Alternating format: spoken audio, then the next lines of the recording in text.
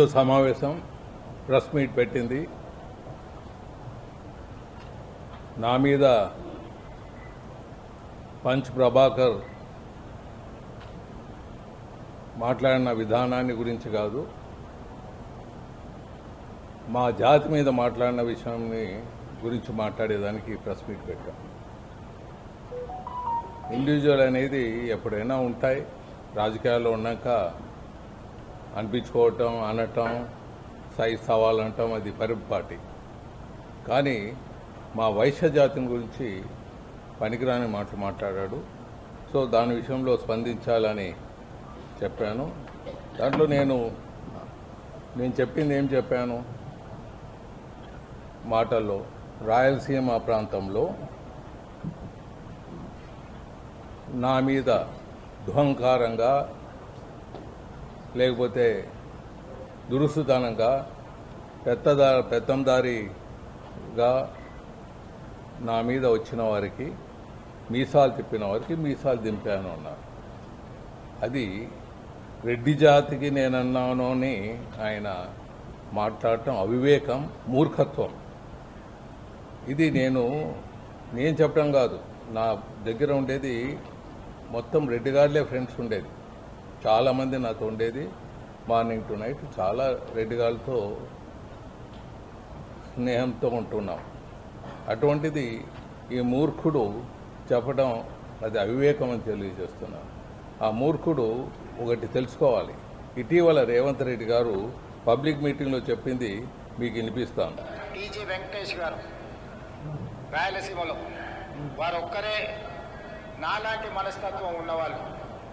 ఆయన ఎవరినైనా ఎదిరించి నిలబడ్డ కర్నూలు జిల్లాలో, రాయలసీమ జిల్లాలలో ఇతరుల ఆధిపత్యాన్ని టీజీ వెంకటేష్ గారు ధీటుగా నిలబడి రాజకీయాలలో రాణించి పోటీపడి గెలిచి ఈరోజు టీజీ భరత్ కూడా ఆంధ్రప్రదేశ్లో ఈరోజు మంత్రిగా రాణిస్తున్నారు. గుర్తింపు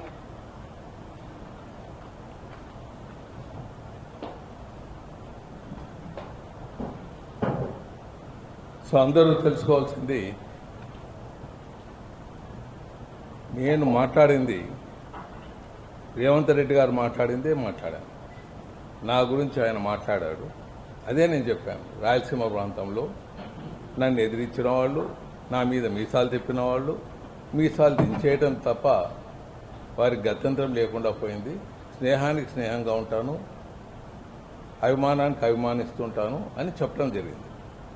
దానికి రెడ్డి సమాజాన్ని నేనేదో కించబడుతున్నట్లు, నా బాల్డ్ హెడ్ గురించి మాట్లాడటం, నా పర్సనల్ గురించి మాట్లాడటం, ఇండివిజువల్గా నా డ్రెస్ గురించి మాట్లాడటం, ఒక మూర్ఖునిగా మాట్లాడటం జరిగింది. కొంతమంది ఒక్కొక్క మతంలోనూ కులంలోనూ చెడపుట్టిన వాళ్ళు ఉంటారు. అటువంటి చెడపుట్టినవాడు వీని వల్ల ఏమవుతుంది, ఇటువంటి మూర్ఖుల వల్ల ఈ సోషల్ మీడియా, ఈయన నడుపుతున్న సోషల్ మీడియా వెనక నడుపుతున్నదో, లేకపోతే వెనక ఉండేది ఎవరో, లేకపోతే వెనక ఎవరున్నారో వాళ్ళ కోసం తపన పడే ఈయన వారికి నష్టమే చేస్తాడు కానీ లాభం చేయడు. ఇలాంటి మూర్ఖుల వల్ల ఆ పార్టీకి కొన్ని కులాలు దూరం అవ్వటం జరిగింది. మీ అందరికీ తెలుసు, కాపు కులం దూరం అయిపోయింది. చాలామంది, మెజారిటీ ఆఫ్ వర్గం, కమ్మ వర్గం మెజారిటీ ఆఫ్ దెమ్, వీళ్ళతో చాలామంది ఉండేవాళ్ళు, రాజశేఖర రెడ్డి గారితో ఉండేవాళ్ళు, వాళ్ళు దూరమయ్యారు. ఇప్పుడు వైశ్యులు వారిని కూడా దూరం చేస్తున్నారు. వైశ్య జాతిని తిట్టి, వైశ్య జాతిని ఎందుకురా నువ్వు తిట్టడం, మూర్ఖుడా? నీకు దమ్ము ధైర్యం ఉంటే రా, ఇండియాలో రా, మాట్లాడతారు మా వైశ్య జాతి. మా వైశ్య జాతి నువ్వు మాట్లాడిన మాటలకు పసిరిక పాముకి ఎక్కువ, వానపాముకు తక్కువ. అది వైశ్య కమ్యూనిటీ జాతి లక్షణం అంట. ఈ మూర్ఖునికి ఏం తెలుసు? వచ్చి మాట్లాడు ఇండియాలో. సో ఎక్కడైనా నువ్వు ఇండియాలో ఎక్కడైనా మాట్లాడు, అక్కడ దాక్కుని మాట్లాడటం కాదు, రా ఇండియాకి. తన్నుకుంటూ పోతారు రోడ్లో వాళ్ళు. వైశ్య జాతి వాళ్ళు దేశమంతా ఉన్నారు, వర్గాలుగా ఉన్నారు. కులంలోనూ వైశ్య కులంలోనే ఒక దగ్గర బనియాసు, ఒక దగ్గర అగర్వాళ్ళు, ఒక దగ్గర నూనె పొంటి వాళ్ళు, ఇలా రకరకాల వర్గాలుగా ఉన్నాయి. అందరి లక్ష్యం ఒకటే ఉంటుంది. మెజారిటీ ఆఫ్ దెమ్ మంచివాళ్ళు, 99%. మరి అలాగే రెడ్డి గారిలో కూడా ఎంతోమంది పెద్దలు ఉన్నారు, ఎంతోమంది majority of them good people. అన్ని కులాల్లో majority of them good people ఉంటారు. కొంతమంది ఎవరో చెడగొట్టిన వాళ్ళు ఇలాంటి వాళ్ళు ఉంటారు. నువ్వు మా జాతిని తిట్టి, మా వైశ్యుల జాతి, నువ్వు ఏమైనా ఉంటే నాకు కొట్లాడుతున్నావు, ఓకే. ఈరోజు ప్రెస్ మీట్ కూడా నా మీద మాట్లాడినావని నేను నీ మీద మాట్లాడటం లేదు. నువ్వు మా జాతిని తిట్టినందుకు నీతో మా జాతిని తిట్టడం వల్ల నీవు ఎవరికి లాభం చేకూరుస్తున్నావు?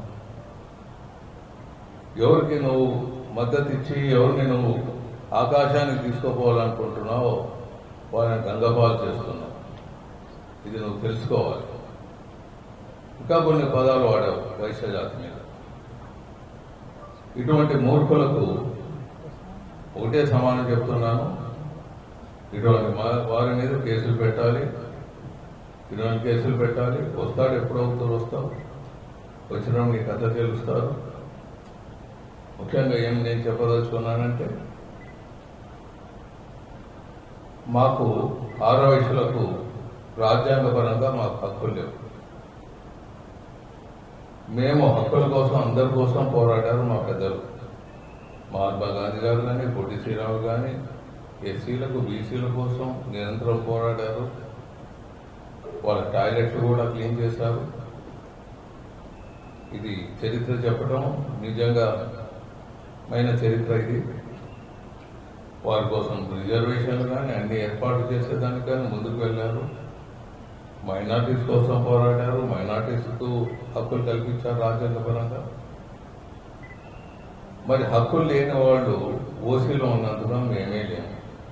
ఓసీలో కూడా మీ అందరికీ తెలుసు, పవర్ఫుల్ కాస్ట్లు వచ్చాయి ఇండిపెండెన్స్ అయినాక. మా వైశ్యులు మాత్రం, బీసీలు మాత్రం ఓసీలో బీసీలుగా మిగిలిపోతున్నాం. అందుకే మా హక్కుల కోసం పోరాడాలనుకున్నాం.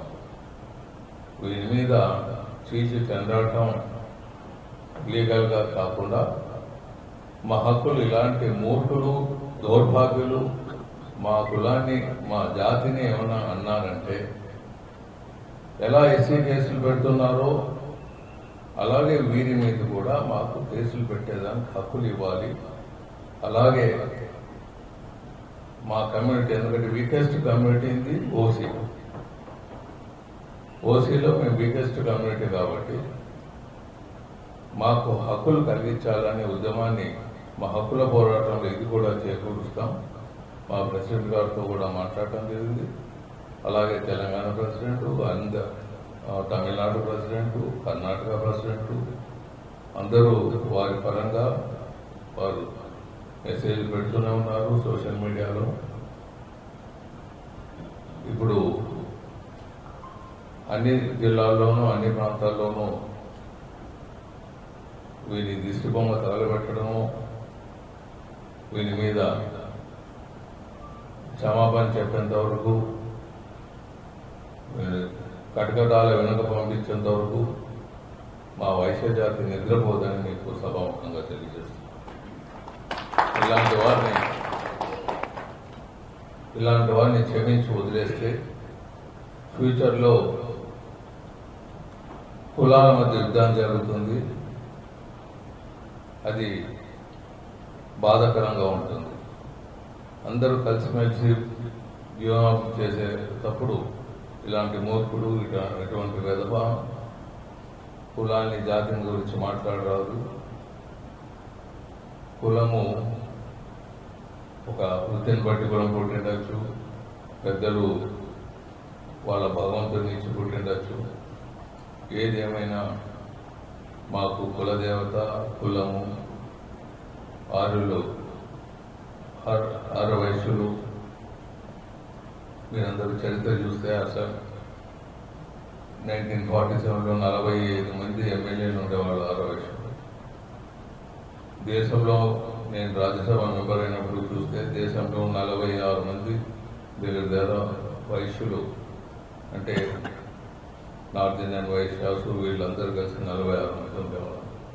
అందరితో సమావేశాలు ఏర్పాటు చేసేవాళ్ళం. అందరూ మన హక్కుల కోసం పోరాడాలని కోరేవాళ్ళం. సో దీనివల్ల మా జాతి ఇంకా ఎక్కువ ఐక్యతతో ముందుకు పోతుంది.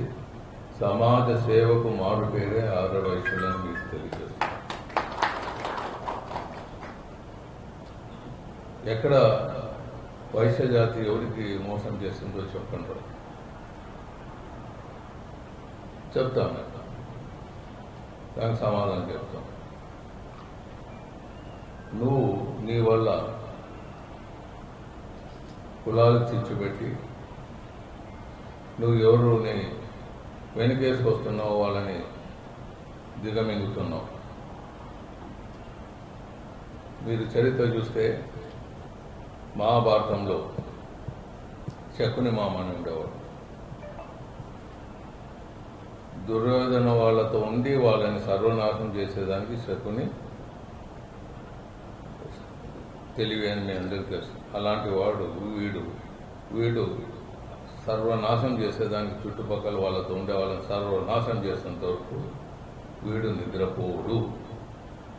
మేము నిద్రపోనివ్వము కూడా. వీడిని వెంటబడటం ఖాయం. మరి ఈ హక్కుల కోసం, మా హక్కుల కోసం పోరాటం శ్రీకారం చుడుతున్నాం. మాకు కూడా హక్కులు కల్పించాలి. మా మీద ఎవరైనా ఇట్లా దూషణలు చేస్తే వాళ్ళని కటకటాలకు ఇమీడియట్గా పంపే విధానాన్ని ముందుకు తీసుకుపోవాలని సభ కోరుతూ సెలవు తీసుకుంటాం.